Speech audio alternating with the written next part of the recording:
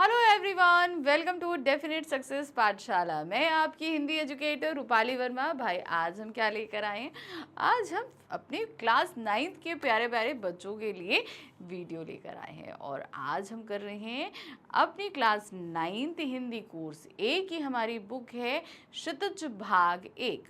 उसके गद्य खंड का हमारा चौथा अध्याय है, लेकिन पुस्तक का 10वां है, ये ध्यान रखिएगा। पुस्तक का क्या है? 10वां अध्याय है, मगर काव्य खंड का चौथा अध्याय। पहला हमने कबीर जी की साखियां और शब्द पढ़े, फिर हमने वाक पढ़ा और उसके बाद हमने पढ़ा क्या? सवैये, रसखान जी के सवैये। ये 3 चैप्टर हमने काव्य खंड के कर लिए। आज हम कर रहे हैं चौथा अध्याय कैदी और कोकिला, जो कविता हमारे सामने प्रस्तुत करी है माखनलाल चतुर्वेदी जी ने।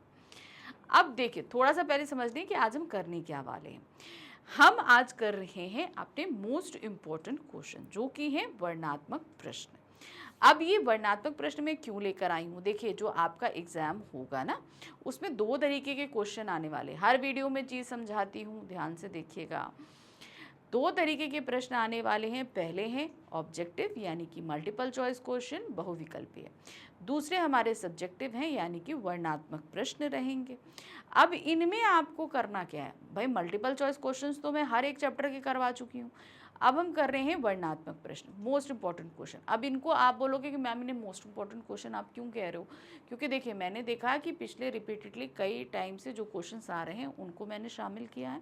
दूसरा, कुछ नए क्वेश्चंस दिखे कि जिसे मुझे लगा कि आपको बताना या समझाना ज़रूरी है। आप प्रैक्टिस कर लो तो चीज़ें आपके लिए ज़्यादा आसान हो जाएंगी, है ना? तो वही चीज़ें मैं आपके लिए लेकर आई हूँ। तो इनमें जो आपका याद रखना, जो ये मोस्ट इम्पॉर्टेंट यानी कि वर्णनात्मक प्रश्न हैं, ये आपकी दोनों ही बुक से आएंगे, यानी कि क्षितिज भाग 1 और कृतिका भाग 1 दोनों से आएंगे। लेकिन क्षितिज भाग 1 से आने वाले जितने भी प्रश्न हैं, ये सभी लघुत्तरीय रहने वाले हैं, यानी कि शॉर्ट आंसर्स रहेंगे। अब आप बोलोगे शॉर्ट आंसर्स हैं, ये सिर्फ 2 मार्क्स के आएंगे आपके पास में। और हाँ, ये ध्यान रखिएगा कि इनकी वर्ड लिमिट्स पे आपको मेन फोकस करना है। वैसे तो 9th का आपका इंटरनल एग्ज़ाम होगा, लेकिन प्रिपरेशन आपकी बोर्ड की अभी से शुरू हो जाती है, आपको वर्ड लिमिट के अंदर बांधने का काम। तो ये वर्ड लिमिट जो आपकी हो रही है, ये लघुत्तरीय की रहेगी 25 to 30 वर्ड्स की। तो लिखना आपको मैक्सिमम 30 वर्ड से, इससे ज़्यादा नहीं जाना। अब आप जहाँ तक प्रिपेयर करने की बात होती है कि जब आप कोई आंसर रेडी कर रहे हो तो कितने का होना चाहिए, उसे एटलीस्ट आप 45 वर्ड्स तक रेडी करो। क्योंकि लिखते समय कुछ चीज़ें हमसे मिस हो जाती हैं, या हमें सारी याद है तो उसे हम शॉर्ट कर सकते हैं, लेकिन जब हम ऑलरेडी शॉर्ट तैयार करेंगे और उसमें भी कुछ भूल गए, तब तो गड़बड़ हो जाएगा ना। तो इसलिए थोड़ा ज़्यादा रेडी करना, ठीक है? तो ये तो मैंने बता दिया कि हम करने क्या वाले हैं। अब हम आ जाते हैं कैदी और कोकिला पे। ये कविता हमारे सामने रखी है माखनलाल चतुर्वेदी जी ने। माखनलाल चतुर्वेदी ने अपने जेल प्रवास के दौरान इस कविता को लिखा। हुआ क्या कि इन्होंने स्वतंत्रता आंदोलन में भाग लिया, जिसके लिए अंग्रेज़ों ने इन्हें डाल दिया जेल में, ठीक है? अब जेल में इन्हें बेड़ियां पहना कर रखा, इन्हें बहुत छोटी सी कोठरी में रखा, खाना पीना भी बहुत कम दिया जाता था जितने में इंसान जीवित रह सके। तो ये सारी कंडीशंस थी इनके साथ में। अब बहुत ही ज़्यादा जो है तकलीफ़ भी दी जाती थी। कैसे होता था तकलीफ़ देने का काम? इन लोगों के, क्यों कहते हैं, मोट वगैरह बांध दी जाती थी, उससे पिराई होती थी। तो बहुत सारी ऐसी चीज़ें हैं भाई, अंग्रेज़ बहुत तरीके से प्रताड़ित करते थे, बहुत कुछ था। अब क्या हुआ, एक रात, अब पक्षी क्या है, पक्षी तो दिन में रहते हैं। अब एक रात जो है, रात में कोयल बहुत तेज जो है बोलने लगी, चिल्लाने लगी।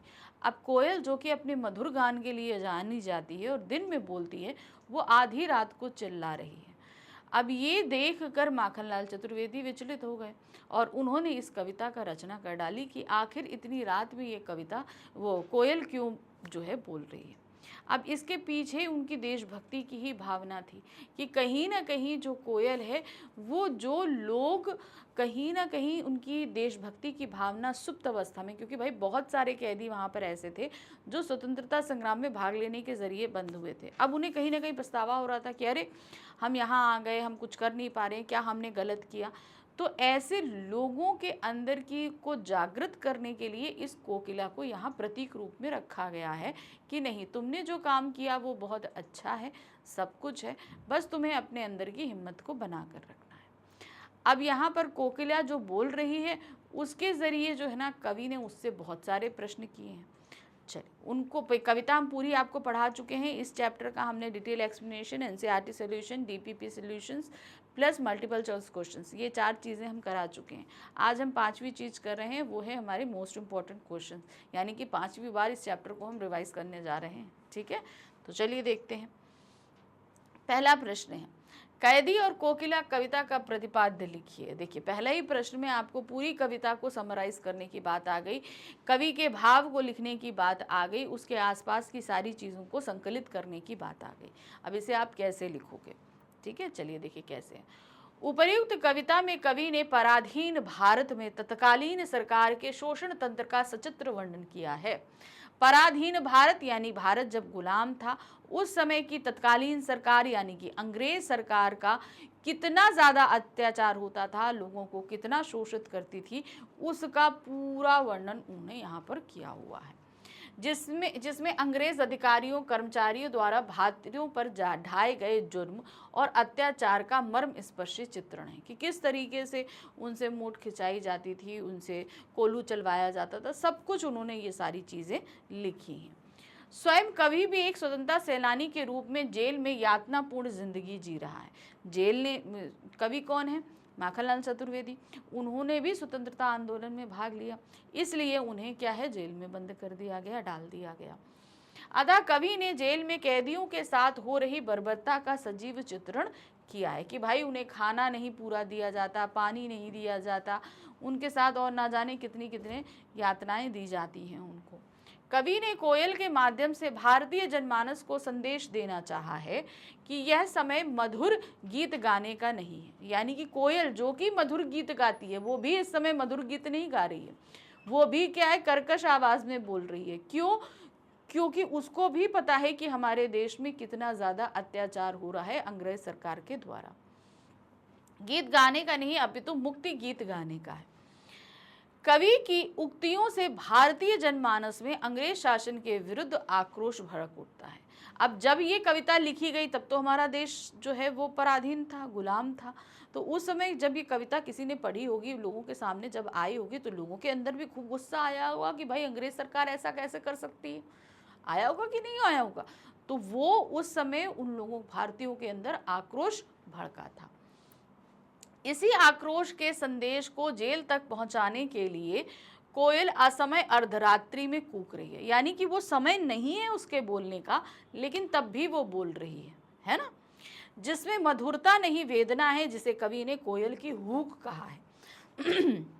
कहने का मतलब क्या है, अब चूंकि उनको ये बताना है ना कि ज़रूरी नहीं है कि दिन के समय, रात्रि जो है ना वो ज़्यादा काटनी मुश्किल होती, तो रात्रि के समय वो कोयल जो है वो बहुत ही ज़्यादा चिल्ला रही है। अब वो जो चिल्ला रही है वो उसका मधुर गायन नहीं है, हुक है, अर्थात दिल की वेदना है, दिल की तकलीफ है, ये सारी चीज़ें उन्होंने बताई हैं। ठीक है, तो इस पूरी कविता का प्रतिपाद्य का सीधा मतलब है कि इस कविता में उन्होंने किन किन चीज़ों को उकेर के सामने रखा।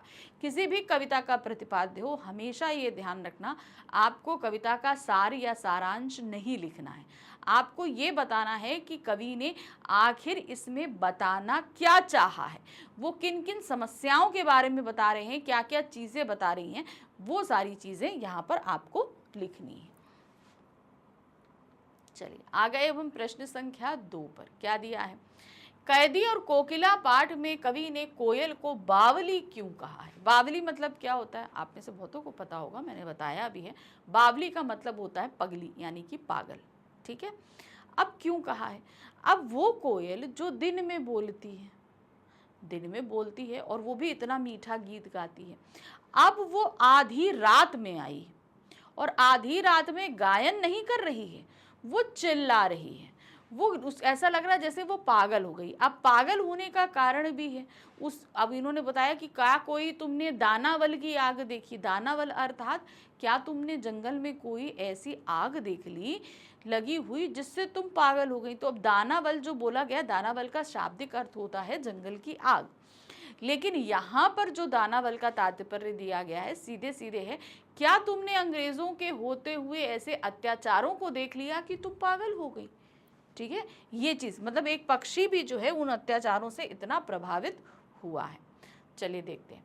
आमतौर पर जीव जगत में एक सर्वसामान्य नियम है जिसके तहत वे अपना समस्त कार्य दिन में करते हैं। अब जितने भी पक्षी हैं वो क्या हैं, वो दिन में ही अपना काम करते हैं। पशु कुछ निशाचर होते हैं, लेकिन पक्षी सारे जो हैं वो दिनचर होते हैं। पक्षियों का कलरव हो या शेर का गुर्राना, मानवों की चहलकदमी हो या कीट पतंगों का रेंगना, सभी के लिए समय निर्धारित है। क्या ना, अब मनुष्य भी अपना सारा क्रियाकलाप दिन में करता है, शेर रात में काम करता है, कीट पतंगे रात में रहते हैं, पक्षी दिन में रहते, तो सबके लिए अपना अपना एक समय का निर्धारण है। लेकिन कविता में कोयल अर्धरात्रि को कूकती है। अर्धरात्रि का मतलब 12 बजे, ठीक है, जो अवश्य आश्चर्यजनक है। जो पक्षी दिन में रहता है वो अगर रात में कूकेगा तो आश्चर्य की बात होगी ना। तो वो ही आश्चर्य की बात है कि आखिर वो इतनी आधी रात को क्यों कूक रही है। कोयल की कूक पर कवि कल्पना करता है कि अपने समय से पहले कूकना कोयल का पागलपन है। यानी कि अब देखिए, इसमें सीधी सी बात है कि अगर कोई पक्षी ऐसा काम कर रहा है तो यानी कि उसको कोई तकलीफ है। अब वो तकलीफ भी कवि ने यहाँ पर बताई है। क्या देखी तुमने दानावल की आग, क्या देखी दानावल की आग, दानावल जो हुई आधी रात बावली, यानी कि आधी रात में जो तुम बोल रही हो तो जरूर तुमने कुछ ऐसा देखा जिसकी वजह से तुम पागल हो गई हो। इसलिए उसने अपने समय के विपरीत काम किया है, इसलिए कवि उसको पागल कह रहे हैं। प्रश्न संख्या 3 है। कैदी और कोकिला पाठ में आजादी का गीत गाती कोयल के माध्यम से कवि क्या संदेश देना चाह रहा है। अब क्या है, जो कोयल है वो उसे आजादी का संदेश देने वाला बताया है। क्यों उन्होंने ऐसा कहा? भाई कोयल जो कवि जो है वो कैद में है। कहाँ है? वो कैद में है, यानी कि वो गुलाम है। लेकिन कोयल क्या है, वो आजाद है और आधी रात को कूक रही है। तो जो लोग गुलाम हैं उनके अंदर कहीं निराशा का भाव ना आ जाए, कुछ ऐसा ना हो जाए, इसलिए जो है कोयल उनको जागृत करने के लिए आए। और उसे क्या बताया गया है? आजादी का गीत गाने वाली। कवि गीत गाती कोयल के माध्यम से भारतीय जनमानस को यह संदेश देना चाहता है कि अब अंग्रेजों के अत्याचार और बर्बरता से पशु पक्षी भी आह्लादित हैं। तुम भी उठो और अंग्रेज को उखाड़ फेंको। तो यानी कि जो मैंने अभी बताया ना, दानावल की आग, तो वो दानावल का आग जो है, दानावल जो बताया गया है जंगल की आग, वो प्रतीकार्थ रूप में है, प्रतीक के रूप में बताया गया कि लिटरली कोयल ने जो है वो कहीं जंगल की आग देख ली और वो पागल हो गई। लेकिन वो दानावल जो है वो प्रतीक रूप में है कि यानी कि तुमने अंग्रेजों के अत्याचार को तुमने ऐसा देख लिया है कि अब पशु पक्षी भी जो है उससे बेचैन हो रहे हैं, पक्षी भी जो हैं पागल हो रहे हैं कि अरे अंग्रेज इतना सा ज़्यादा अत्याचार कर रहे हैं हम भारतीयों पर। ये सारी चीज़ें बता रहे हैं। तो वहाँ पर क्या करें, कभी गीत गाती कोयल, अब वो गीत जो नहीं गा रही है, वो रात में चिल्ला रही है। गीत कब गाती है? वो दिन में गाती है। भारतीय जनमानस को संदेश देना चाह रहा है कि जो कभी मधुर वैभव की रखवाली करने वाली थी, अर्थात इतना मधुर गीत गाने वाली जो कोयल थी, वो चिल्लाने पर आतुर हो गई है, चीख रही है, उसकी आवाज़ में दर्द है, तकलीफ है। यानी उसने भी अंग्रेज़ों द्वारा किए गए अत्याचारों को देखकर वो भी बहुत ज़्यादा परेशान हो गई है और इसलिए वो जो है कोयल अब गीत न गाकर चिल्ला रही है। तो तुम भी उठो, तुम कैसे शांत रह सकते हो? तुम भी उठो और आज़ादी के हवन में आहुति दो। प्रश्न संख्या 4 है। अर्धरात्रि में कवि किससे बातें कर रहा है? जाहिर सी बात है, अर्धरात्रि में किससे बातें कर रहा है? वो कोयल से बातें कर रहा है। कोयल जो आधी रात में आकर खुद तो बेचैन है लेकिन साथ में कवि को भी बहुत बेचैन कर रही है। तो देखिए क्या है, अर्धरात्रि में कवि कोयल की कूक सुनकर उठ गया। भाई वो तो अपनी जेल में था, अपने बैरक में बंद था, सोया हुआ था। इतने में आधी रात में जब कोयल ने बोलना शुरू किया तो उसकी नींद खुल गई। अब वो कहता उसके असमय कूकने का कारण जानने में व्यस्त हो गया। अब वो ये सोच रहा है कि भाई ये इस समय क्यों बोल रही है, ये तो उसका समय इसका बोलने का नहीं है। फिर वो जानने की कोशिश करने लगता है, कोयल से ही बातें करने लगता है कि आखिर तुम आधी रात को क्यों बोल रही हो, क्या रीज़न है, क्या बताना चाह रही हो। वह अपने मन की विभिन्न आशंकाओं को प्रश्न रूप में कोयल से लगातार पूछता। अब कोयल तो नहीं भाई, कोयल तो अपनी बोली में बोल रहा है, हम मनुष्य में, तो अब वो तरह तरह के प्रश्न पूछती, क्या तुमने दानावल की आग देखी, क्या किसी ने तुमको सताया है, तुम्हारा क्या लूट लिया है, सब तरह तरह की जितने भी प्रश्न हैं वो कोयल से पूछने पर आ गया है कि तुम बताओ आखिर इतनी आधी रात को तुम क्यों बोल रही हो। कवि ये सोच रहा है कि कोयल क्यों कूकी। कोयल की दर्द भरी आवाज ने उसे अपनी ओर खींचा और वह कोयल से संवाद यानी बातचीत में व्यस्त हो गया। तो अर्धरात्रि में कोयल का बोलना उसको विचलित करता है कि आखिर ये असमय क्यों कूक रही है। कवि उससे तरह तरह की सारे मन में आने वाली आशंकाओं को पूछता है, क्या ये हुआ तुम्हारे साथ, क्या ये हुआ तुम्हारे साथ, तुम बताओ। और वो कोयल से बातचीत करने लगता है। प्रश्न संख्या 5 है, क्या दिया गया है, आपके विचार से ब्रिटिश जेलों में स्वतंत्रता सेनानियों और अपराधियों के साथ एक सा व्यवहार क्यों किया जाता है। अब देखिए उन्होंने क्या बोला, चोरों डाकू बटमारों के डेरे में। अब ये एक लाइन है ना, तो इसके जरिए से कवि ने क्या बताने की कोशिश करी है। कवि क्या कह रहे हैं कि भाई हम स्वतंत्रता सेनानी, हमने किसी कोई तरह का अपराध तो किया नहीं, लेकिन हमें जो है वो अपराधियों में, चोरों हैं, डाकू हैं, बदमाश हैं, पॉकेट मार है। बटमार का मतलब होता है ना, बटमार मतलब बट मतलब होता है बटुआ, मार मतलब मारना, तो वो जो पॉकेट मार होते हैं उनको बटमार कहते हैं, जेब कतरे जिनको हम बोलते हैं। तो उन लोगों के बीच हथकड़ी डालकर उन लोगों जैसा ही स्वतंत्रता सेनानियों को भी रखा गया है। अब मतलब दोनों, मतलब उन अपराधियों में और स्वतंत्रता सेनानियों में कोई फर्क अंग्रेज नहीं करते, दोनों को एक जैसा रखा हुआ है। ये चीज़ कवि ने हमें कविता में बताई है। अब आपको अपनी समझ के हिसाब से बताना है कि आखिर अंग्रेजों ने ऐसा क्यों किया। ठीक है, यही चीज़ उन्होंने पूछी ना, ब्रिटिश जेलों में स्वतंत्रता सेनानी और अपराधियों के साथ एक सा व्यवहार क्यों किया जाता था। देखिए क्या है, जो अपराधी हैं उन्होंने तो गलत किया ही किया है, ठीक है, लेकिन जो स्वतंत्रता सेनानी हैं वो सरकार के खिलाफ विद्रोह कर रहा है। क्या कर रहा है, अब उस समय तत्कालीन सरकार क्या थी, अंग्रेज थी, माना कि वो हमें गुलाम बना रहे, लेकिन शासन तो उनका था ना।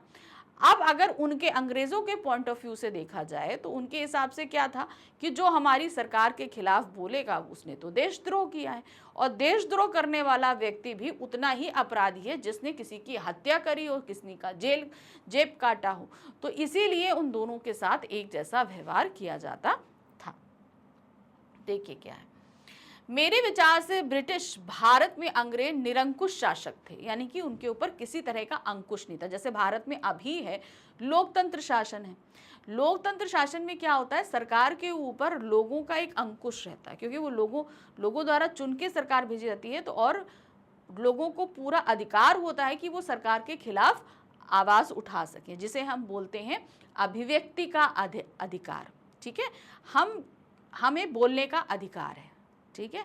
लेकिन निरंकुश शासन में क्या होता है, जो सत्ताधारी सरकार होती है उसके खिलाफ शासन व्यवस्था में कोई कुछ भी नहीं बोल सकता है, ठीक। और भारतीय जनता उनकी प्रजा अर्थात शासित थी। अंग्रेजी सरकार किस पे शासन कर रही थी, भारतीय जनता पर। अंग्रेजों ने शासन का एकमात्र उद्देश्य था अपनी हित पूर्ति। उनका हित पूर्ति क्या थी भाई, ब्रिटिश ने कहीं पर भी अगर उपनिवेश बनाया है तो उसकी हित पूर्ति एक थी, उस देश से जितना जितना धन वैभव आप लूट के लेके जा सकते हो, जितना फायदा कमा सकते हो कमाओ, वहाँ की जनता की देखभाल आपको नहीं करनी है, ना उनको पालना है, ना पोसना है, ना उनके हित की बात करनी। तुमको अपना हित देखना है कि तुम वह उस देश से कितना फायदा उठा सकते हो। अंग्रेजों ने यही किया। भारत जो सोने की चिड़िया कहा जाता था, सारा धन दौलत सब कुछ लूट के लेकर चले गए। यहाँ से फसलें उगाई जाती, ब्रिटेन भेजा जाता था, यहाँ के लोग भूखों मरते थे, अकाल पड़ता था, बीमारियाँ फैलती थी, महामारियाँ फैलती थी। तो उनका बस एक हित था कि हित पूर्ति करना। जिस भारत से वे अपने आर्थिक हितों के साथ रहे थे उसे स्वतंत्रता देने की बात वे सोच कैसे सकते थे। अब यहाँ के लोग स्वतंत्रता प्राप्ति के लिए आवाज़ उठा रहे हैं। अब जहाँ से हमारी हित पूर्ति हो रही है उस जगह के लोगों के हाथ में हम वो सत्ता क्यों दे दें। हम सत्ता दे देंगे तो हम सारे अधिकार खो देंगे, फिर हमारी हित पूर्ति बंद हो जाएगी, फिर वहाँ के लोग शासन करेंगे, यही होगा ना। तो वो कैसे भारतीयों के हाथ में सत्ता दे देते, वो तो देने को तैयार नहीं थे। अतः भारतीयों द्वारा स्वतंत्रता की मांग उन्हें गंभीर अपराध प्रतीत होती थी। अब जो उस समय की सरकार है, अंग्रेज सरकार, उसके खिलाफ अगर कोई भी आवाज, चूंकि वो तो निरंकुश शासन का मतलब होता है आपका हिटलर का शासन, यानी कि वो किसी का नहीं सुना, जो शासन सत्ता में जो बैठा है वो अपनी मर्जी से काम करेगा, प्रजा के हित के बारे में नहीं सोचता है वो। तो वो सरकार जो है वो अपने खिलाफ उठने वाली किसी भी तरह की आवाज को अपराध ही मानती है। अतः वे इस मांग के अपराध में गिरफ्तार सेनानियों को कठोर से कठोर दंड देना चाहती थी। अब जो लोग भी स्वतंत्रता संग्राम में पकड़े जाते थे, अब अंग्रेज सरकार को ये होता था कि भाई इसने हमारी सरकार के खिलाफ बोला है, तो इसने गलत किया है, अब इसको खूब अच्छा दंड देना है, जितना कठोर हो सकता है उतना कठोर दंड देना है, क्योंकि इनके कष्टों को देखकर और कोई अपना सर ना उठाए। अगर हम इनको इतना प्रताड़ित करेंगे तो सामने वाला देखेगा कि भाई इनको तो इतना ज़्यादा क्या कहते हैं टॉर्चर किया जा रहा है, मैं तो नहीं आवाज़ उठाऊंगा, मैं जैसा हूँ मैं वैसा ही सही रहूँगा। इसीलिए स्वतंत्रता सेनानियों के साथ अपराधियों सा व्यवहार करते थे। दूसरे आवाज़ ना उठाने पाएं, दूसरों की आवाज़ को उठने से पहले उनके मुंह के अंदर दबोच दिया जाए, ये काम करने के लिए वो क्या करते थे, उन स्वतंत्रता सेनानियों के साथ अपराधियों जैसा व्यवहार किया करते थे।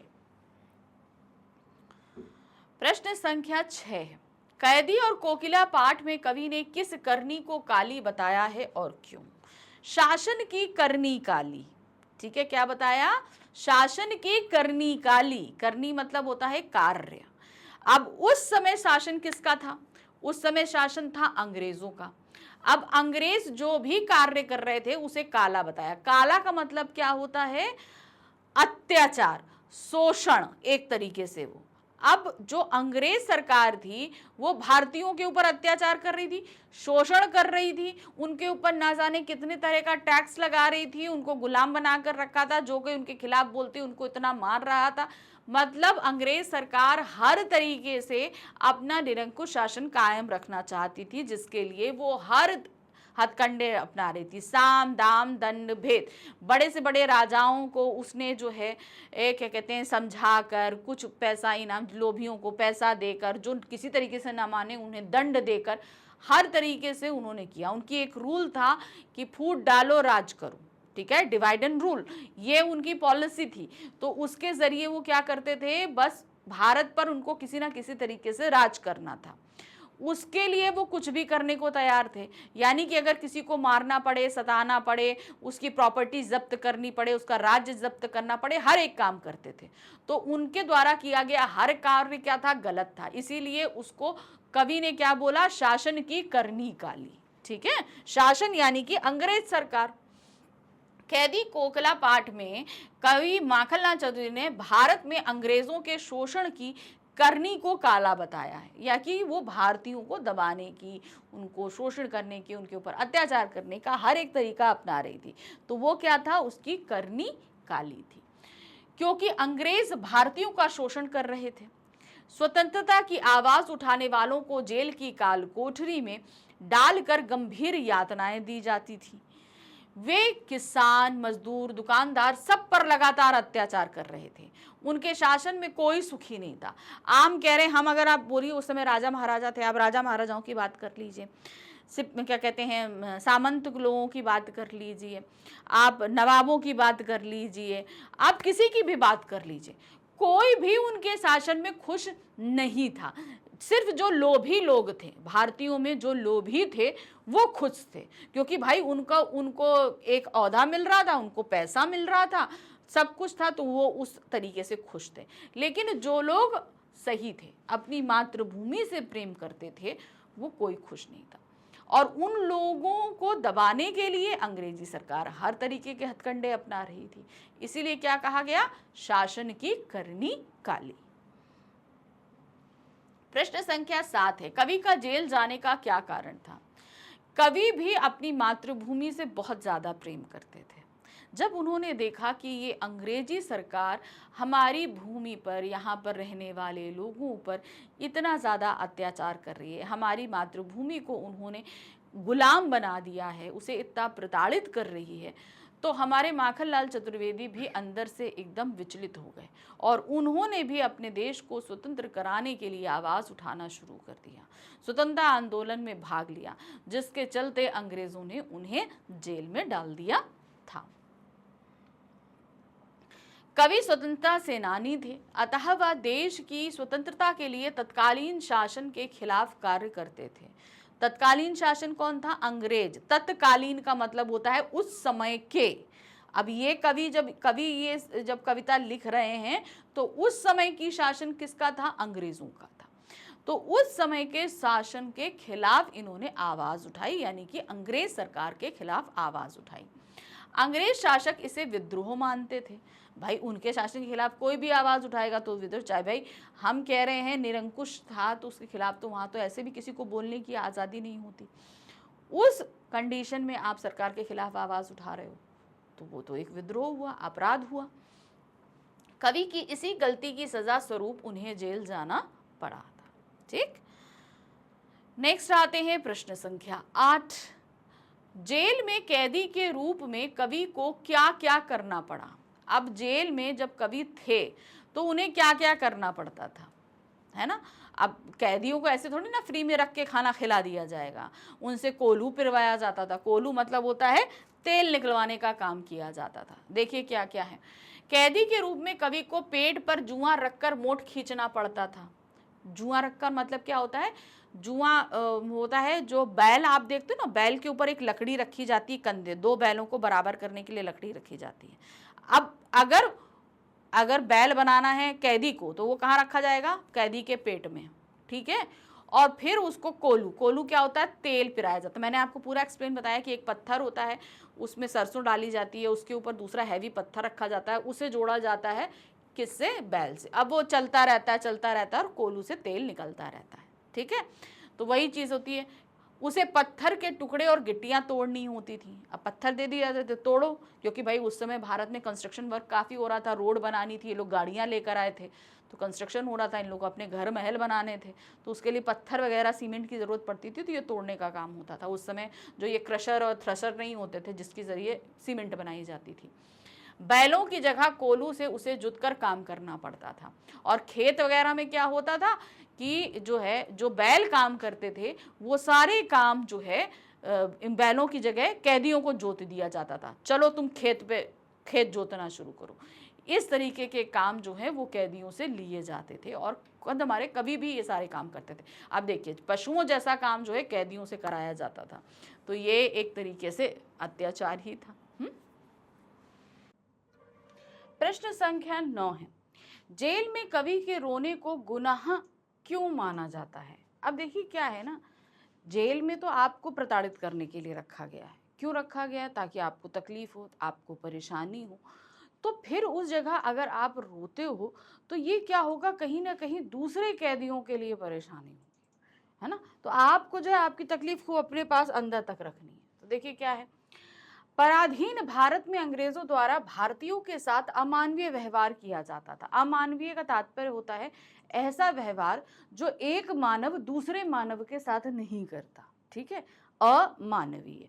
तो यहाँ पर वो व्यवहार होता था। अब जैसे मान लीजिए बैल की जगह इंसान को जोता जा रहा है, तो ये अमानवीय हुआ कि नहीं हुआ?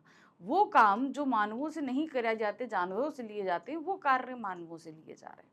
ठीक, आगे आते हैं।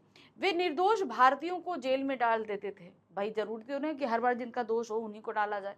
बहुत सारे ऐसे लोग होते थे जो निर्दोष होते थे, जिनका कोई गुनाह नहीं है, उनको भी उठाकर डाल देते थे जेल में। ऐसी ही दशा में स्वतंत्रता के लिए आवाज उठाने वाले कवि को भी जेल में डाल दिया गया। अब वो जब निर्दोष लोगों को नहीं छोड़ते थे, उठा के बेवजह ही जेल में डाल देते थे, तो अब मान लीजिए उनके शासन के खिलाफ अगर कोई आवाज उठा रहा है तो उसने तो अपराध किया है, गुनाह किया है, तो उसको तो उठाकर वे डाल ही देते थे जेल में। तो जो स्वतंत्रता संग्रामी रहते थे वो भी जेल में जाते थे। यहाँ उन्हें रोने नहीं दिया जाता था, क्योंकि कवि का रोना सुनकर अन्य कैदियों के मन में भी कहीं उनके प्रति सहानुभूति और अंग्रेजों के प्रति आक्रोश न भड़क जाए। जैसा मैंने कहा कि जब मान लीजिए हमें कोई तकलीफ है, कुछ भी, हम जेल में नहीं हैं, बाहर भी हैं, मान लीजिए हम रो रहे हैं, हम रोएंगे तो हमारी वो दशा, वो कंडीशन, रोने की दशा ऐसी दयनीय दशा होती है कि आसपास के जो लोग होंगे जिनका दिल थोड़ा संवेदनशील होगा, वो हमारे प्रति आकर्षित होंगे कि अरे भाई ये क्या कारण है कि क्यों रो रही है, क्या रीज़न है। वो आएँगे हमारे पास, हमको सांत्वना देंगे, हमसे रीज़न पूछेंगे और अगर वो उस चीज़ को हल कर सकते हैं, तो हल भी करेंगे हमारी तकलीफ़। ऐसे बहुत सारे लोग होते हैं। तो अब मान लीजिए हम ऐसी जगह पर हैं, जहाँ पर कैदी हैं हमारे कवि, वहाँ पर जो है निर्दोष लोग भी हैं, दोषी लोग भी हैं, स्वतंत्रता सेनानी भी हैं, अपराधी भी हैं, निर्दोष भी हैं, सब हैं वहाँ पर। अब उस कंडीशन में अगर कैदी को जो व्यवहार किया जा रहा है उसके चलते वो रोता है, तो रोएगा क्या है, बाकी कैदियों को पता चलेगा। बाकी कैदी देखेंगे अरे ये रो रहा है, तो वो उसको सांत्वना देंगे, सहानुभूति देंगे। अब उसका रीजन जो रोने का है वो क्या है, अंग्रेजों ने उसके साथ अत्याचार किया है। वो स्वतंत्रता सेनानी था, उसे चोर डाकुओं के साथ बंद कर दिया। अब इसके चलते बाकी कैदियों के दिल में उसके लिए सहानुभूति आएगी, वो विद्रोह कर सकते हैं जेल में, अंग्रेजों के खिलाफ जो है विद्रोह पनप सकता है। तो ये एक सबसे बड़ा रीज़न था कि इस चीज़ को हम जड़ से ही ख़त्म करें। यानी कि कोई भी व्यक्ति ऐसी दशा में, अब जैसे कभी होता था ना, जैसे बहुत ज़्यादा अमानवीय व्यवहार किया जाता था, तो उन्हें एक अलग बैरक या सेल में रख दिया जाता था। आपने ऐसी बहुत सारी मूवी देखी होंगी। अभी रिसेंटली मुझे याद आ रहा है कि हमने वीर सावरकर देखी है और सरबजीत देखी, उसमें भी सरबजीत तो चलो पाकिस्तान में था। हम यहाँ पर अगर बात करें तो जिनके साथ ऐसा व्यवहार किया जाता था अंग्रेजों के टाइम, उन्हें अलग रख दिया जाता था ताकि उनकी वो बुरी कंडीशन देख के बाकी कैदी जो हैं वो विद्रोह की कंडीशन में ना आ जाएं। आपको रोना है, अकेले रो, वो चीज़ हुआ करती थी ताकि उनके यहाँ विद्रोह ना पनपे। मेन ये रहता था। नेक्स्ट आते हैं, कोयल असमय चीख पड़ी थी। असमय क्यों चीखी थी आपको पता है ना, अर्धरात्रि में। पक्षियों के बोलने और उनके काम करने का समय सुबह सूर्योदय से लेकर सूर्यास्त तक का रहता है। उसके बाद वो अपनी अपनी जगह चले जाते हैं, वहां से नहीं निकलते। लेकिन कोयल का थी, वो सूरज डूबने के बाद आधी रात को चीख रही थी। ठीक है, उसके इस प्रकार चीखने के कारणों के बारे में कवि क्या क्या कल्पनाएं कर रहा है। अब कवि ने कही भाई कोयल से वो पूछ रहा है, कोयल तो लिटरली जवाब दे नहीं सकती। अब वो अपनी ही तरफ से कई सारे एजम्पशंस लगा रहा है कि भाई तुम्हारे साथ ऐसा हुआ तो तुम चीख रही हो, तुम्हारे साथ ऐसा हुआ तो तुम चीख रही हो। अब उन्होंने बोला ना, क्या तुम्हारा किसी ने कुछ लूट लिया है, क्या तुमने कहीं जंगल की आग देख ली है, बहुत सारी चीजें बताई ना उन्होंने कि आखिर तुम क्यों चीख रही हो। चलिए देखिए यहाँ पर क्या है। कोयल के असमय चीखने के कारणों के बारे में कवि ने कई कल्पनाएं की हैं, जिसमें पहला है, कोयल ने भारतीय के आक्रोश रूपी दानावल की ज्वालाएं देख ली। अब उन्होंने क्या बोला था, क्या तुमने देखी कहीं दानावल की ज्वालाएं। अब ये दानावल तो लिटरली अगर हम सही बात बताएं तो दानावल जंगल की आग होती है। हो सकता है कि कोयल ने वहां जंगल की आग देख ली इसलिए वो चीख रही हो। लेकिन यहाँ पर वो दानावल की जो ज्वालाएं हैं वो भारतीयों द्वारा किया जा रहा आक्रोश है। क्या तुमने भारतीयों को इतना गुस्सा करते, उनके ऊपर होते अत्याचारों को देखा है जो तुम आधी रात को चिल्ला रही हो। ठीक है, दानावल जो दिया गया है वो प्रतीकात्मक तौर पर लिया गया है। नेक्स्ट है, कोयल अपने जिस मधुर वैभव की रखवाली कर रही थी शायद वह लूट लिया गया। कहने का तात्पर्य है कोयल को हम मीठी मधुर आवाज के लिए जानते हैं। ठीक है, क्या किसी ने किसी उस मीठी आवाज को लूट लिया है जो वो इस तरीके से चीख रही है, इस तरीके से चिल्ला रही। तो मतलब कुछ उसके साथ ऐसा हुआ है जिसकी वजह से वो इतना बेचैन है। प्रश्न संख्या 11 है, कवि ने हथकड़ियों को किस चीज की संज्ञा दी है और क्यों। ये हथकड़ियां नहीं गहना है ना, ये चीज बताई थी ना, तो ये क्यों उन्होंने बोला। अब यहाँ पर देखिए, गहने जो होते हैं वो हम खाली ये नहीं कह रहे स्त्रियां ही गहने पहनती हैं, आजकल पुरुष भी पहनते हैं। देखिए बहुत सारे पुरुष एक कान छिदवाते हैं, गले में बहुत सारी चीज़ें पहनते हैं, अंगूठियाँ पहनते हैं, हाथ में न जाने कितने कड़े और ब्रेसलेट्स पहनते हैं। तो आभूषण मोस्टली इसलिए पहना जाता है ताकि हम सुंदर लग सके, सिंपल है। और दूसरा ये हमारी संपन्नता को भी दर्शाता है कि हाँ हमारे पास पैसे हैं तो हम उस तरीके से रह रहे हैं। एक हमारी समृद्धि संपन्नता को दिखाता है और दूसरा खूबसूरत लगना दिखाता है। दो वजह से हम गहनों को पहनते हैं। ठीक है, अब थोड़ा सा और आगे बढ़ते, जैसे इन्होंने बोला कि ये हथकड़ियां नहीं ब्रिटिश राज का गहना है। अब ये क्यों उन्होंने बोला, जब वो स्वतंत्रता सेनानी बनकर जेल में आए तो उन्हें अपराधियों के साथ रखा गया और अपराधियों की तरह ही उन्हें बेड़ियां पहना कर रखी गई, हाथ में हथकड़ी, गले में पूरा पैर पैर में सब में बेड़ियां पड़ी हुई थी। अब उन्होंने कहा कि भाई मैंने तो ऐसा कोई काम किया नहीं कि तुमने मुझे ऐसे हथकड़ियों में बांध कर रखा। लेकिन अंग्रेज जो हैं वो किसी को लूटो मारो जो अपराध है, उसी तरीके से शासन के खिलाफ आवाज उठाना भी अपराध है। इसीलिए वो स्वतंत्रता सेनानियों को भी अपराधियों के साथ रखते थे, और जैसा अपराधियों को हथकड़ियां पहनाते थे, बेड़ियां पहनाते थे, वैसे ही उन्होंने स्वतंत्रता सेनानियों को पहना रखा था। अब उन्होंने कहा कि भाई मैंने ऐसा कोई कृत्य किया नहीं जिसके लिए तुम मुझे बेड़ियां पहनाओ, लेकिन जो मैंने काम किया है वो गर्व का जरूर है। गर्व का क्यों है? क्योंकि भाई मैंने तो अपने देश के लिए काम किया है, मैं अपनी देश की स्वतंत्रता के लिए काम कर रहा हूँ। भाई मेरे घर में अगर मान लो कुछ लोग आकर घुस जाते हैं और मैं उनसे लड़ती हूँ कि निकलो, तो ये मेरा अपराध थोड़ी ना है। ये मेरा अपराध है? नहीं, ये मेरा अपराध नहीं है। ये मेरी क्या कहते हैं, मेरे लिए बहुत प्राउड मोमेंट है। मैं अच्छा काम कर रही हूँ कि मैं अपने घर से उन जो है घुसपैठियों को हटा रही हूँ और अपने घर को बचा रही हूँ। वही काम स्वतंत्रता सेनानी कर रहे थे। मेरे देश में आकर बाहर से घुसपैठिए बैठे हुए थे, उनको हटाने का काम जो है कैदी कर रहे थे। तो अब उसके लिए अगर वो लोग मुझे मारे, मान लो मेरे घर में जो लोग आए हैं वो मुझे मारे, मुझे बांध कर बैठाल दें, तो इसका मतलब ये तो है नहीं कि भाई मैं अपराधी हो गई। इसका मतलब ये है कि उन्होंने मेरी आवाज दबाने के लिए मुझे ऐसा करके बैठाला है। लेकिन मैंने तो अपने हिसाब से और अपने घर के हिसाब से, घर के सदस्यों के हिसाब से बहुत अच्छा काम किया है। तो अगर मुझे वो मतलब हथकड़ियां पहना रहे हैं तो ये मेरे लिए बहुत प्राउड मोमेंट है, क्योंकि मैंने अच्छा काम किया है। इसलिए मैं इन हथकड़ियों को हथकड़ियां नहीं, गहना समझकर पहनता। ठीक है, ये बात होती है। कवि ने हथकड़ियों को गहने की संज्ञा दी है क्योंकि कवि को हथकड़ी किसी संगीन अपराध के लिए नहीं, अपितु देश की स्वतंत्रता के लिए संघर्ष करने के जुर्म में लगाई गई है, जो आज भी गौरव का विषय है। हम कह रहे हैं ये उस समय पहनाई गई हो, लेकिन आज भी अगर हम किसी स्वतंत्रता सेनानी को बेड़ियों में देखते हैं तो हमें बहुत बुरा लगता है, क्योंकि उन्होंने हमारे देश के लिए काम किया था, हमारे देश की स्वतंत्रता के लिए काम किया था। तो जो उन्होंने किया है वो बहुत अच्छी बात है। ठीक है, उसके लिए उन्हें हथकड़ियां नहीं, उन्हें तो सम्मानित करना चाहिए, है ना। नेक्स्ट आते हैं, ब्रिटिश राज का गहना किसे कहा गया है और क्यों? पठित पाठ के आधार पर बताइए।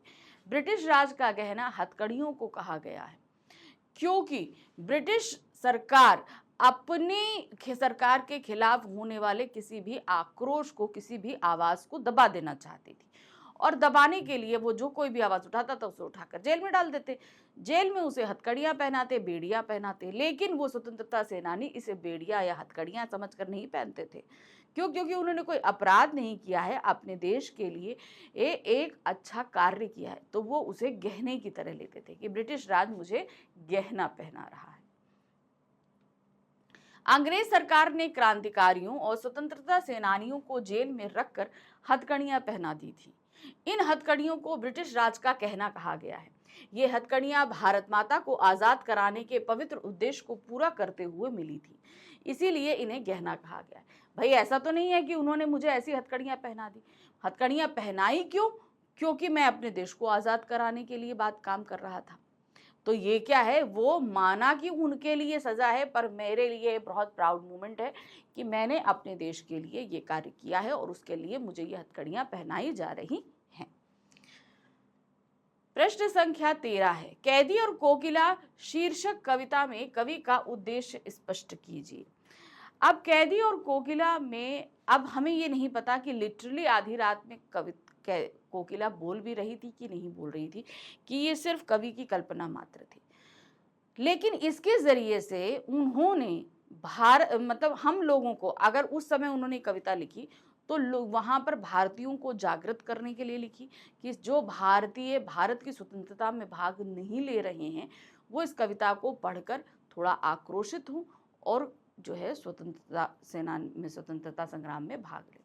और अगर इतने साल बाद आज हम इस कविता को पढ़ रहे हैं तो उनका उद्देश्य ये है कि भाई हमारे देश को आजाद कराने के लिए हम सभी ने कितने बलिदान दिए, ये चीज हमको बताना। प्रश्नोक्त कविता में कवि माखनलाल चतुर्वेदी का एकमात्र उद्देश्य ब्रितानी उपनिवेशवाद के शोषण तंत्र के कुकृत्यों का पर्दाफाश कर उनकी सच्चाई आम जनता के समक्ष लाना है। मैंने क्या बताया ना कि भाई उस समय अंग्रेजी सरकार इतना अत्याचार कर रही थी, ये बताते हुए उस समय लोगों को जागृत करना था और आज हमें इस बारे में बताना था। देखिए क्या है, उन्होंने कहा ब्रिटानिया उपनिवेशवाद। ब्रिटानिया मतलब क्या हुआ, ब्रिटिश। अब उपनिवेश क्या होता है, आपको, आप लोगों को ये पूछा जा सकता है क्वेश्चन, पता होना चाहिए कि उपनिवेश क्या होता है। उपनिवेश से ही उपनिवेशवाद बनता है। समझिए क्या है, जब कोई दूसरा देश किसी देश पर कब्जा कर लेता है, जैसे कि ब्रिटिश सरकार ने भारत कर ऊपर अपना आधिपत्य जमाया। अब आधिपत्य सरकार कहाँ से चल रही है, ब्रिटेन से चल रही है। उनके कुछ नुमाइंदे यहाँ भारत में हैं और उसी के हिसाब से भारत के पूरे राजतंत्र को चला रहे हैं। यानी कि दूसरा देश अब किसी दूसरे एक देश जो है दूसरे देश पर कब्जा कर कर अपने देश से ही वहाँ की सरकार राजतंत्र चलाए, लेकिन ये निरंकुश शासन होता है, ध्यान रखिएगा। उसको कहते हैं उपनिवेश। जैसे कि ब्रिटेन ने भारत को अपना उपनिवेश बनाया था, अब उस राजतंत्र को चलाना उपनिवेशवाद कहलाता है। तो यहां दिया है उपनिवेश के शोषण तंत्र। शोषण तंत्र यानी कि क्या है, लोगों का शोषण करना। उनको मान लीजिए कि अगर हमारे पास, अब शोषण को अगर हम बेसिक तौर पर हम ये बताएं कि भारत देश अपने आप में काफी समृद्ध था। आप सभी जानते हैं भारत को सोने की चिड़िया कहा जाता था। फिर भाई इतने यहाँ लुटेरे आए, इतना बाहर के लोगों ने आकर शासन किया कि इसको लूटा बहुत, ठीक है। तो एक तरीके से भारत की धन संपदा जो है लूट लूट कर ये सब बाहर ले गए। अब भारत की जो कंडीशन थी वो क्या हो गई, जब तक ब्रिटेन सरकार आई और 90s का दौर शुरू हुआ, 1900 से लेकर 1947 तक की बात करें, वैसे तो 200 साल तो उन्होंने हमारे राज किया। इन दोनों जो है स्वतंत्रता संग्राम बहुत तेज चला और बहुत तेज चला, तो इसके चलते इसको दबाने के लिए ब्रिटिश सरकार ने शोषण भी बहुत करारा किया। भारत का जो गरीब था उसकी कंडीशन ऐसी थी कि उसको खाने के लिए कुछ मिलता नहीं था। भुखमरी, महामारी, गरीबी, ये निरक्षरता, मतलब क्या नहीं था भारत में। हर एक तरीके से भारत को शोषित कर दिया था।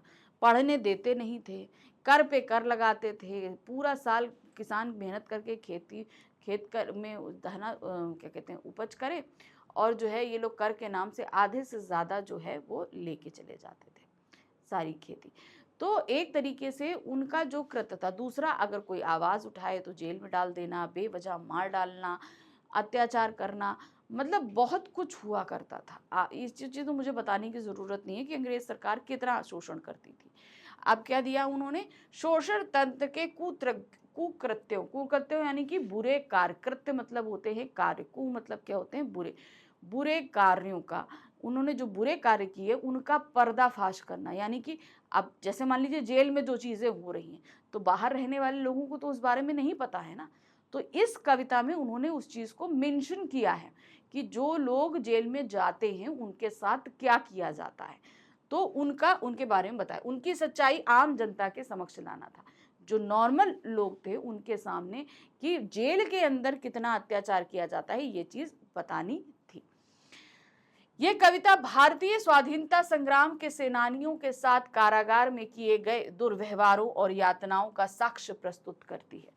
जैसे कि हमने बताया ना कि नाजियों द्वारा किए गए अत्याचार का सिर्फ एक लिखित साक्ष्य मौजूद है, वो है एन फ्रैंक की डायरी। कि वो जो टॉर्चर चैम्बर्स होते थे, नाजियों के जो कैंप होते थे, उनमें कितनी बुरी तरीके से इन लोग को मारा जाता था। ये बात बहुत सारे लोगों ने ज़बानी तो बताए जो वहाँ से बचे, लेकिन जो नहीं बचे उनका तो कोई नहीं। लेकिन वहाँ का एक लिखित साक्ष्य सिर्फ एन फ्रैंक की डायरी है, जो मात्र 13 साल की एक लड़की थी जिसने अपनी डायरी में ये सारी चीज़ों को मेंशन किया था वो। तो उसी तरीके से यहाँ पर क्या है, जो कवि या लेखक जेल में गए, उन्होंने वहाँ के बारे में जो लिखा, वो एक सबूत के तौर पर हमारे सामने आया, ठीक है। अब उस समय तो जैसे होता है ना, जो काम हो गया जेल में हो गया, लेकिन जो लोग जेल से बाहर आए या वहाँ पर लिखने का मौका मिला, तो उन्होंने वहाँ हो रहे अत्याचारों को लिखा, मेंशन किया।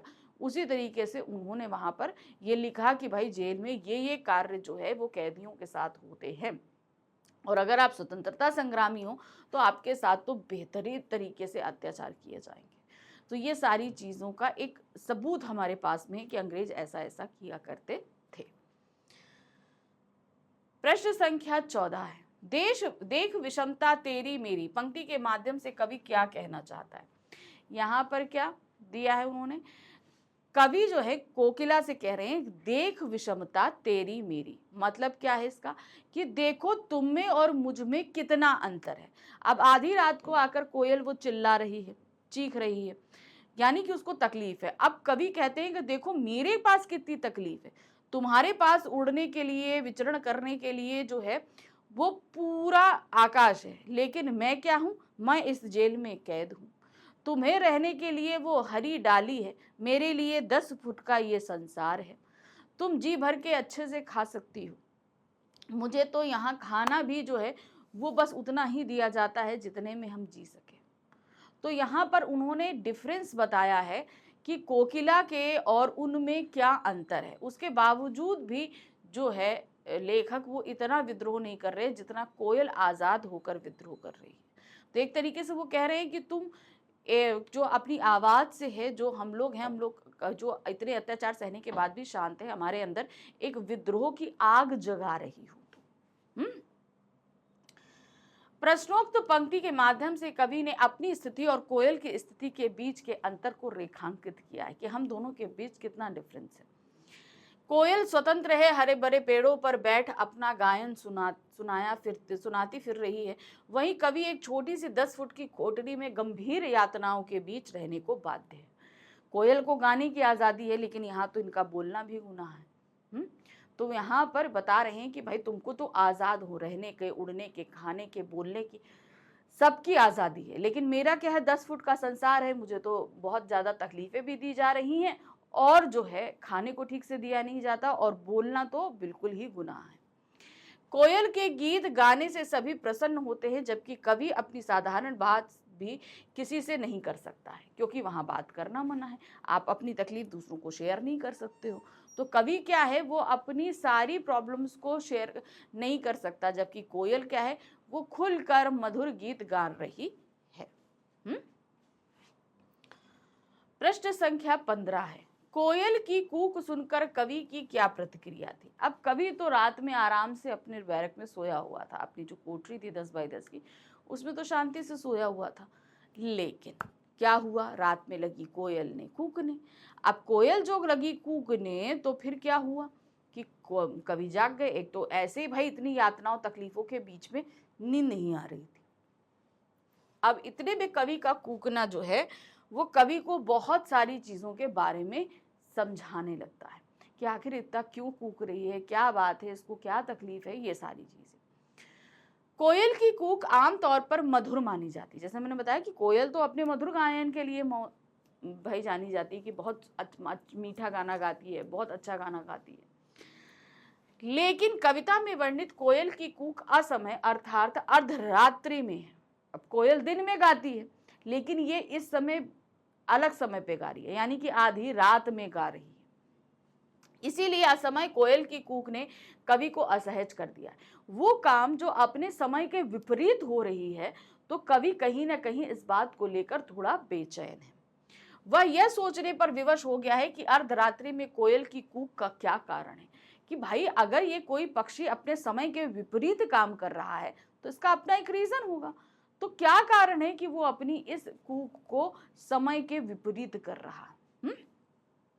कवि सोचता है या तो कोयल पागल हो गई है या कोई विशिष्ट संदेश देना चाहती है, यानी कि या तो उसके साथ कुछ ऐसा हुआ है कि वो अपनी सुध-बुध खो बैठी है, पागल हो गई है, या हम सभी के लिए किसी का बाहर से कोई संदेश लेकर आई है जो बहुत ही जरूरी है, जो आधी रात में आकर दे रही है। या उसने कहीं दानावल की तरह फैलने वाली स्वतंत्रता की आग को तो नहीं देख लिया। अब यहाँ पर जैसे कोयल है, कोई पक्षी है, पशु पक्षी है, तो जंगल में लगी आग देखकर वो कहीं ना कहीं बेचैन हो जाता है। तो ये दानावल की आग देखकर, यानी कि अब ये दानावल की आग क्या है, स्वतंत्रता रूपी आग देखकर, यानी कि जहाँ पर भारतीयों के ऊपर अत्याचार हो रहा है, भारतीय जो है वो अब शोषण के खिलाफ लड़ रहे हैं, आवाज़ उठा रहे हैं, कुछ ऐसी गतिविधियां उसने देख ली हैं जिसकी वजह से वो बहुत ही ज़्यादा पागल हो गई है। जो बेसिम है, स्वतंत्रता की आग देखकर वह बिना समय गंवाए सबको तुरंत बताना चाहती हूँ। कवि उसकी कूक को समझने के लिए विचलित हुआ। अब यहाँ पर कवि तो शांति से अपने रूम में थे, अपनी कोठरी में थे, लेकिन कोयल का ये कूकना उन्हें कहीं ना कहीं बेचैन कर रहा है कि आखिर ये आधी रात को क्यों बोल रही है, क्या रीजन है, ये उसे बेचैन कर रहा है। प्रश्न संख्या 16 है, कैदी और कोकिला कविता के आधार पर पराधीन भारत की जेलों में दी जाने वाली यंत्रणाओं का वर्णन कीजिए। यानी कि आपको बताना है, जो हमने ये कविता पढ़ी है, इस कविता के हिसाब से आपको बताना है कि अंग्रेजी सरकार भारतीयों के साथ जेल में किस तरीके का व्यवहार करती थी। एक तो देखिए क्या है, आपने चाहे छोटा जुर्म किया हो चाहे बड़ा जुर्म किया हो, आपका सबसे बड़ा जुर्म है कि आप भारतीय हो, इसलिए आपको बेड़ियों में बांध कर रखा जाता था। ठीक है, पहली बात तो ये होती थी ये जब। दूसरा, उनको खाने को जो है पेट भर खाने को नहीं दिया जाता था, उतना खाना जितना आप जिंदा रह सको। उनसे वो काम लिए जाते थे जो जानवरों द्वारा कराए जाते थे, जैसे कोल्हू चलवाना है, खेत जुतवाना है, ये सारी चीज़ें जो कि बैलों द्वारा किए जाते थे। सामान ढुलवाना है, जो घोड़ा गाड़ी या हाथियों द्वारा किया जाता था, वो कैदियों द्वारा सामान ढुलवाया जाता था। साथ ही साथ जो है गिट्टियां तोड़ने का काम है। उनको कुछ कहने की आज़ादी या बोलने की आज़ादी नहीं थी। उन्हें रोने, मतलब आपको अगर तकलीफ है तो आप रो भी नहीं सकते थे, क्योंकि इससे दूसरे कैदियों के भड़कने की आशंका रहती थी। तो ये सारी यातनाएं जो हैं इस कविता में मेंशन हैं, कवि ने करी हैं, जो ब्रिटिश सरकार द्वारा भारतीय क्या कहते हैं कैदियों के साथ किया जाता था। उपर्युक्त कविता में वर्णित तथ्यों के आधार पर पराधीन भारत की जेलों में कैदियों को निम्नलिखित यातनाएं दी जाती थी। क्या दिया गया है? पहला है, कैदियों को हथकड़ियों एवं बेड़ियों में जकड़कर छोटी छोटी कोठरियों में रखा जाता था। अब 10 बाई 10 की कोठरी क्या है? आप लोगों ने मूवीज देखी हैं, अगर आप लोगों को वाकई कैदियों की कंडीशन जाननी है तो आप लोग अंडमान में जो है वो सेलुलर जेल है, वहाँ जा सकते हो। आपको वहाँ पता चलेगा कि अंग्रेज सरकार कितनी बुरी तरीके से यातनाएं देती थी। 10 फुट की कोठरी है, उसी में आपका वॉशरूम है, आपको वहीं फ्रेश अप होना है, सब कुछ होना है, मतलब इस तरीके से काम हुआ करता था। बहुत ज़्यादा यातनाएं दी जाती थी। उनमें कड़ी मेहनत कराई जाती थी, यथा गिट्टी बनाना अर्थात पत्थर तोड़ना, कुएं से पानी की मोट खींचना, ये सारी चीज़ें। तो पानी खींचना हो, पानी भरना हो कुएं से, कोल्हू चलाना हो, खेत जुताना हो, गिट्टी फोड़ना हो, कुछ भी हो, ये सारे काम कैदियों से कराए जाते थे। खाने का स्तरहीन होना, एक तो खाना बहुत ही कम दिया जाता था और दूसरा बहुत ही खराब क्वालिटी का गंदा टेस्टलेस खाना होता था। गाली गलौज करना इत्यादि, आपसे अगर कोई काम नहीं हो रहा, कुछ नहीं है, तो बिना गाली गलौज के ये आपको अपमानित किए ब्रिटिश के अंदर जितने भी सिपाही होंगे, अधिकारी होंगे, आपसे बात नहीं करेंगे। बहुत बुरी तरीके से अपमानित करते थे। उस समय में कैदी जेलों में ना जी सकते थे और ना ही वे चैन से मर सकते थे। यानी कि आपको लाया जा रहा है बाहर की, आपने अपराध किया है, आपको जेल में बंद किया जाएगा, लेकिन उसके अंदर भी आपको ऐसी यातनाएं दी जाती थी जो असहनीय होती थी। अब वो असहनीय यातनाओं की वजह से अगर आप मरना चाहो तो आपको मरने भी नहीं दिया जाता था, और कंडीशन तो ऐसी थी कि आप जी भी ना पाओ। तो ये कंडीशंस जो है ना, बहुत बदतर कंडीशन जिसको बोलते हैं, वो सारी चीजें थी। प्रश्न संख्या 17 है, हूं मोट खींचता लगा पेट में जुआ, खाली करता हूं ब्रिटिश अकड़ का कुआं। उपरयुक्त पंक्तियों का भाव बताइए। मोट मतलब क्या है? जो है पानी खेतों में देने के लिए मोट लगाया जाता था। ठीक है, बैल चलते थे, पानी खींच के कुएं से लाएं जाएं, उससे पानी निकाला जाता था। अब क्या है, इन्होंने बताया कि ये सारा काम जो है वो कैदियों से करवाया जाता था। किससे करवाया जाता था? कैदियों से। जो काम बैलों द्वारा किया जा रहा है उसे कैदी कर रहे थे। सोचिए ये कंडीशन कैसी थी। तो ये एक तरीके से अमानवीय कृत्य तो है, वो उनसे कराया जा रहा था। उपर्युक्त काव्यांश में कवि ने स्वतंत्रता सेनानियों को जेल में जी जाने वाली भीषण यात्राओं को चित्रित किया। यानी कि वो इस पंक्ति के माध्यम से बता रहे हैं कि जेल में कैदियों को कितनी ज्यादा भयंकर तकलीफें दी जाती थी।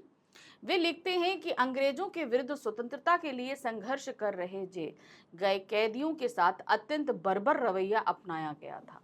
मतलब आपने अगर किसी का कत्ल किया है, खून किया है, तो आपको शायद इतनी यातनाएं न दी जाएं, लेकिन अगर आपने स्वतंत्रता संग्राम में भाग लिया है और इस जुर्म के चलते आप जेल गए हो, तो समझ लो आपके साथ बहुत ही बुरा व्यवहार किया जाएगा।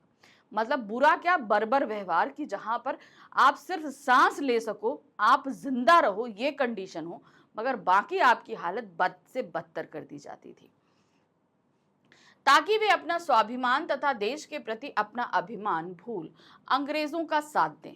तो यानी कि कहने का तात्पर्य कि इतना सताया जाता था कि वो इस कंडीशन तक वो कैदी टूट जाएं कि भाई तुम अपने देश का नाम भूल जाओ, उसके लिए अपने जो जज्बे हैं वो भूल जाओ, सब कुछ करके तुम सिर्फ अंग्रेजी सरकार का साथ दो। अब ऐसे बहुत सारे हुए भी, हम ये नहीं कह रहे नहीं हुए, बहुत सारे ऐसे थे जो जिनका जो आत्मबल था वो बहुत कमजोर था, टूट गए, उनको प्रताड़ित किया गया। तो अंदर उनको जब सताया गया तो अंग्रेजों ने उन्हें अपनी तरफ कर लिया, उन्हें मुखबिर बनाकर स्वतंत्रता संग्राम में डाला गया कि स्वतंत्रता संग्राम में तुम स्वतंत्रता संग्रामी बनकर जाओ, लेकिन हमारे लिए मुखबरी करोगे कि मतलब वहाँ क्या हो रहा है ये बात तुम हमें आकर बताओगे। तो ऐसे बहुत सारे लोग हुए भी कि भाई, बहुत सारे लोग होते हैं कि भाई अच्छे मजबूत दृढ़ निश्चयी नहीं होते तो वो टूट जाते हैं।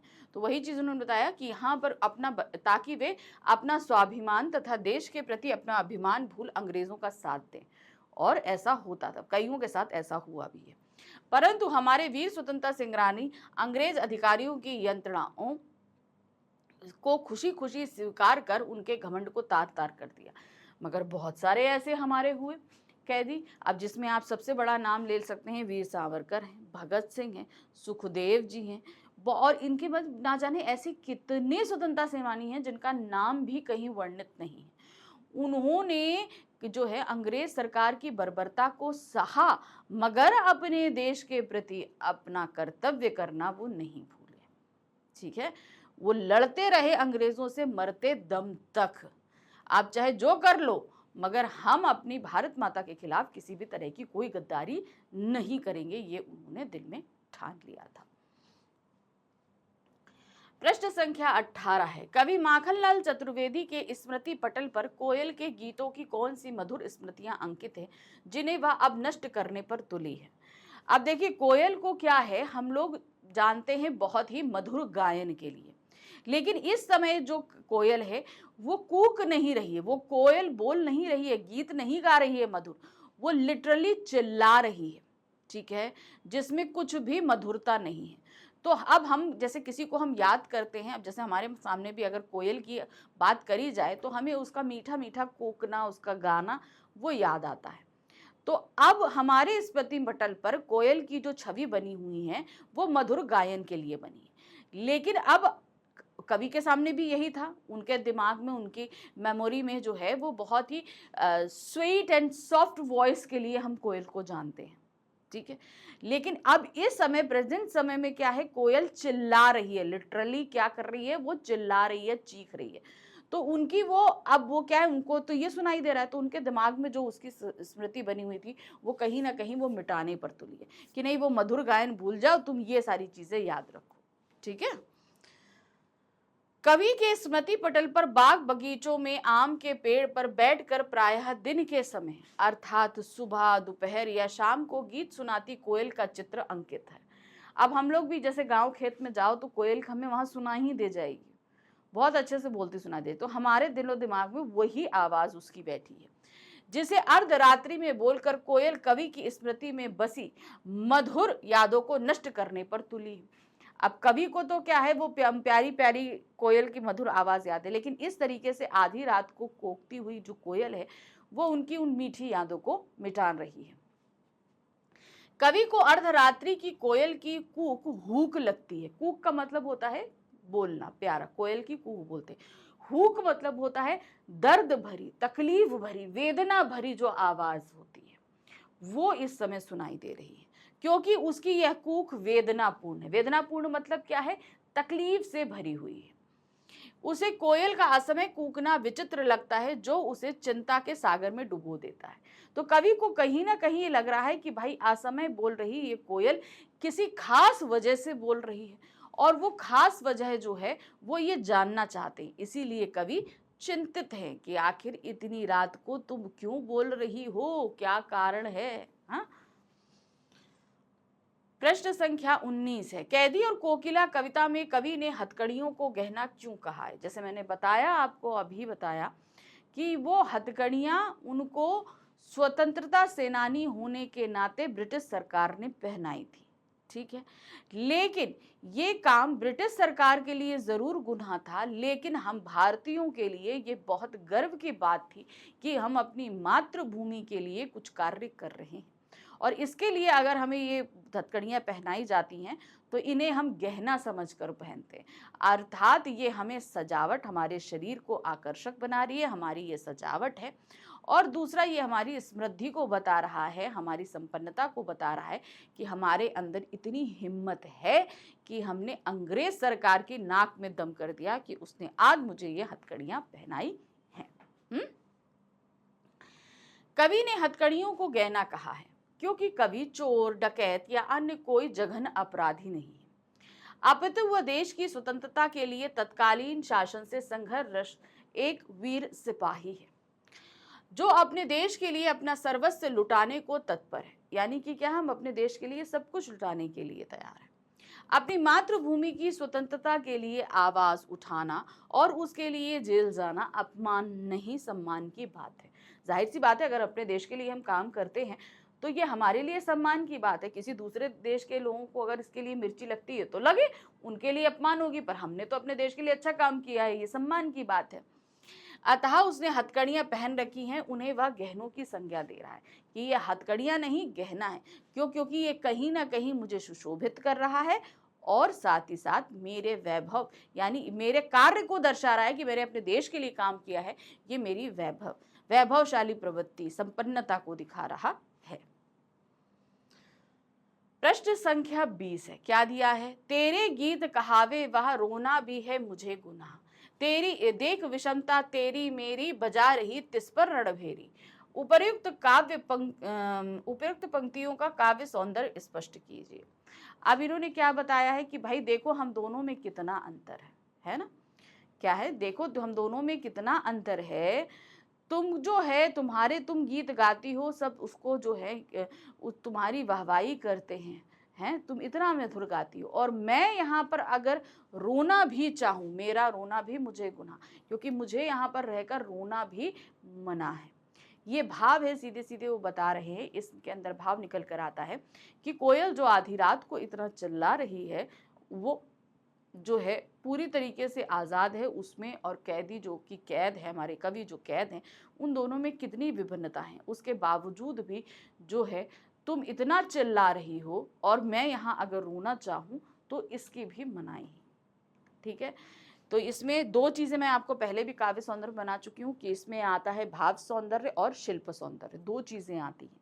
तो सबसे पहले हम करेंगे भाव सौंदर्य। देखिए क्या है, उपर्युक्त पंक्ति में कवि ने स्वयं के यानी कि अपने और कोयल के बीच की तुलनात्मक झांकी प्रस्तुत करी कि हम दोनों के बीच कंपेयर किया है, कैदी और कोकिला को कंपेयर किया है। कवि कहता है कि तुम्हारे गाए गए गीतों को लोग वाह वाह कहकर प्रफुल्लित हो सुनते हैं। जब तुम गाना गाती हो तो सब बहुत वाह वाह करते हैं और सुनते हैं, जबकि हमारा अर्थात स्वतंत्रता सेनानियों का खुलकर रोना भी गुनाह है। अगर हम रोना चाहें तो वो भी मना है, क्योंकि इससे दूसरे कैदी भड़क जाते हैं, तो हमारा रोना भी यहाँ पर मना है। अर्थात हम चुपचाप यंत्रणाएं सह रहे हैं। इस विषमता को देखकर भी तुम द्रवित ना हो, यानी कि इस डिफरेंस को भी देखकर तुम क्या है, जो है क्या कहते हैं, बिल्कुल भी जो है इमोशनल नहीं हो रही हो, भावनात्मक नहीं हो रही हो, होकर रणभेरी बजा रही हो। यानी कि क्या है भाई, अगर हम इमोशनल होते हैं तो थोड़ा सॉफ्ट वॉइस में बोलते हैं, लेकिन यहाँ तो कोयल चिल्ला रही है ताकि दूसरा जो है एग्रेसिव हो जाए, तो वो रणभेरी है। रणभेरी यानी कि जब पुराने ज़माने में जब युद्ध हुआ करते थे तो एक तरफ एक देश की सेना होती थी, दूसरी होती थी, और जब ये लड़ाई शुरू होने वाली होती थी तो उसके पहले एक बहुत बड़ा सा विगुल बजता था बहुत तेज आवाज़ में, उसे रणभेरी कहते थे, यानी कि युद्ध के शुरुआत की जो आवाज़ होती थी तो ये लोगों के अंदर एक जोश भरने का काम करती थी, नहीं अब युद्ध का समय आ गया, जागो। तो यहाँ कोयल की आवाज़ भी यहाँ पर बंद सभी स्वतंत्रता सेनानी रूपी कैदियों को जो है क्या कह रहे थे, उनके अंदर जोश भरने का काम कर रही थी। उपर्युक्त काव्यांश में कवि ने तत्सम शब्द युक्त खड़ी बोली का प्रयोग किया है। तो कौन सा शब्द यूज किया है? तत्सम शब्द का, और खड़ी बोली का इस्तेमाल है। प्रसंगानुसार उर्दू फारसी शब्दों का भी प्रयोग दर्शनीय है। रणभेरी बजाना मुहावरे में काव्य भाषा की सजीवता ला देता है। तो रणभेरी क्या होता है? ये एक मुहावरा है। तेरी मेरी वह गुनाह में स्वर मैत्री तथा अनुप्रास अलंकार व्यंजित है। ठीक है, तो ये थोड़ा आपको समझना पड़ेगा कि क्या क्या चीजें समझाई जा रही हैं, किसमें कौन सा अलंकार है, कौन सी शब्दावली है, सभी कुछ। अब आते हैं प्रश्न संख्या 21। कवि जेल के आसपास अन्य पक्षियों का चहकना भी सुनता होगा, लेकिन उसने कोकिला की ही बात क्यों की? अब बात ये ऐसे समझिए क्या है कि भाई आसपास बहुत सारे जो है पक्षी बोलते होंगे, लेकिन इन्होंने कोयल की ही बात करी क्यों? क्योंकि वो कोयल एक तो असमय कूक रही। सबसे पहली बात तो ये है कि पक्षियों का जो कार्यचक्र होता है वो सूर्योदय से सूर्यास्त तक होता है, लेकिन यहाँ जो कोयल काम कर रही है वो सूर्यास्त के बाद अर्धरात्रि को बोल रही है। एक तो वो जो है पक्षियों के विपरीत समय में काम कर रही है, एक रीजन ये हो सकता है। ठीक है, चलिए देखते हैं क्या है। ऐसा माना जाता है कि कोयल की आवाज अन्य सभी पक्षियों से अधिक मधुर होती है, जो मनुष्य को कर्णप्रिय लगती है। बात सही है, आप जितने भी पक्षी सुन लीजिए उनमें कोयल की आवाज सबसे मधुर मानी जाती है। वो हमें सबसे कानों में मतलब सुनने में बहुत अच्छी लगती है। कोयल एक समय विशेष पर कूकती है, जबकि अन्य पक्षी दिन भर चहकते हैं। समझ में आया कि जब कोयल का कूकना क्या है, वो उस समय कूकती है जब वो बहुत ज्यादा प्रसन्न होती है। बाकी पक्षी तो सुबह से लेकर शाम तक हर समय कभी भी कुछ हो वो बोलते रहते हैं।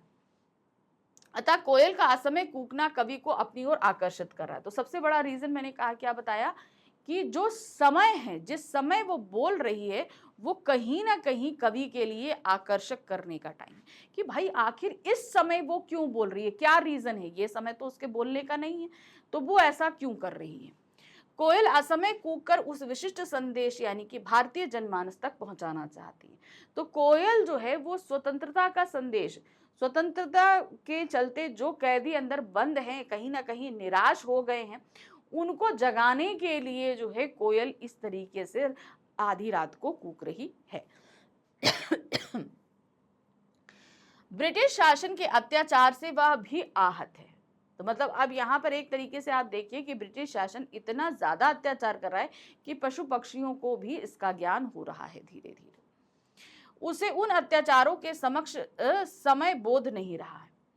कोयल की कूक जनमानस में अत्यंत प्रिय है, सभी लोगों को बहुत प्रिय, क्योंकि वो बोलती ही इतना मधुर है।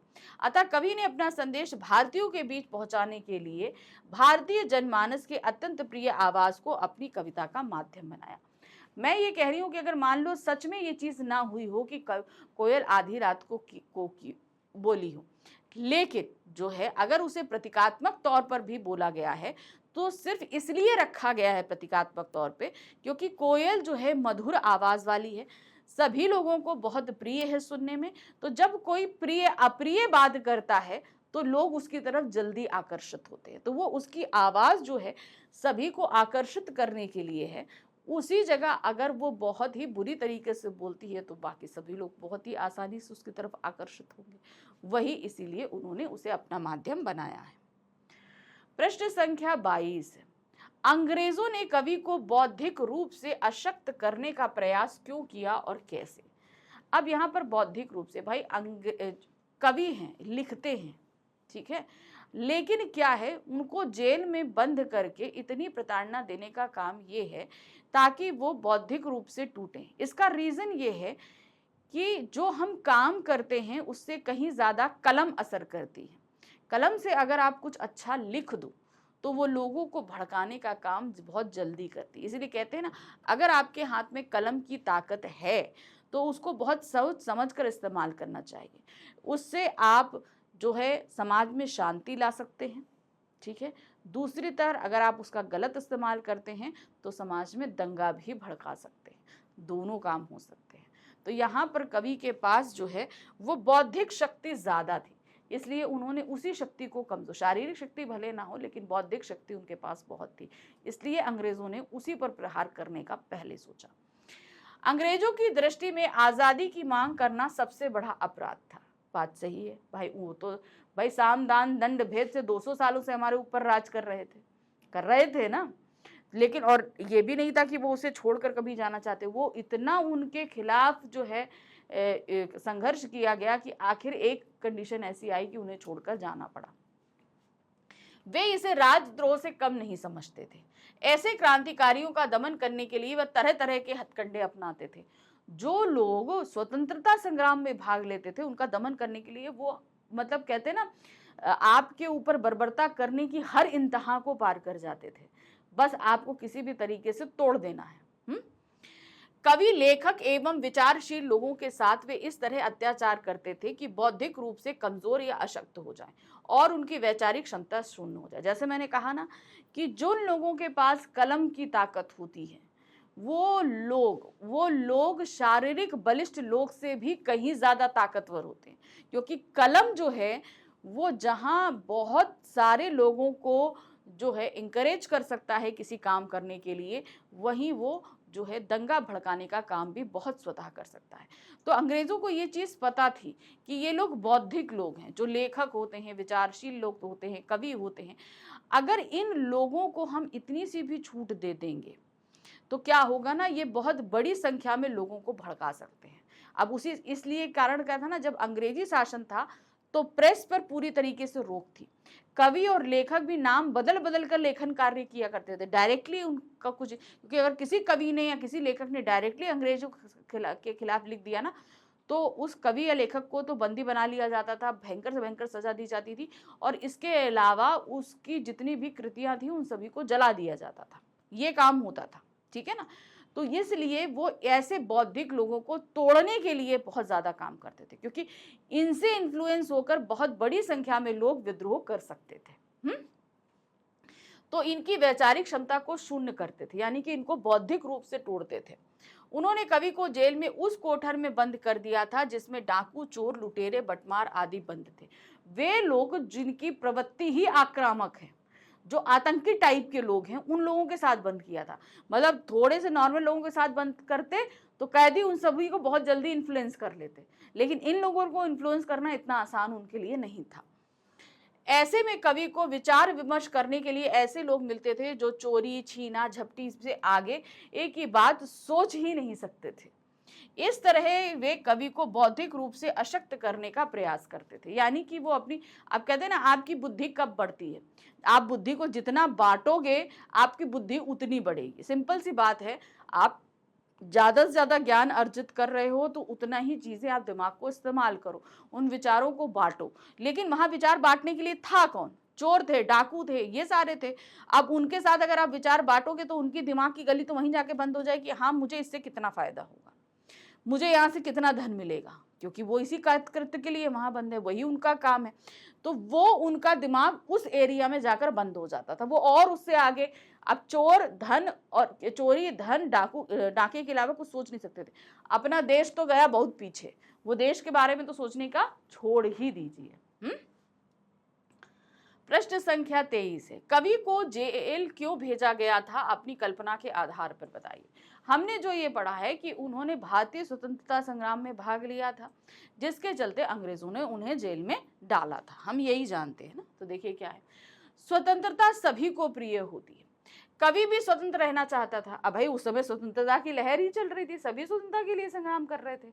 तो हमको अगर मान लीजिए हमें कोई, अब लिटरली हमारे देश को बंदी बनाया था, अगर मैं अपनी पर्सनल बात करूं, मुझे कोई बंद कर दे एक कमरे के अंदर, तो जाहिर सी बात है कि मैं उससे निकलने के लिए छटपटाऊंगी, हर कोशिश करूंगी, खिड़की दरवाजे तोड़ने की, फाड़ने की, जो कुछ करने की हर एक मुमकिन कोशिश में करूंगी, ठीक है ना। दुर्भाग्य से उस समय देश अंग्रेजों का गुलाम था। कवि ने लोगों को अपनी खोई आजादी पाने की प्रेरणा देते हुए देश प्रेम बढ़ाने एवं मातृभूमि को स्वतंत्र कराने के लिए अपना तन, मन, धन समर्पित करने वाली कविताएं लिखी।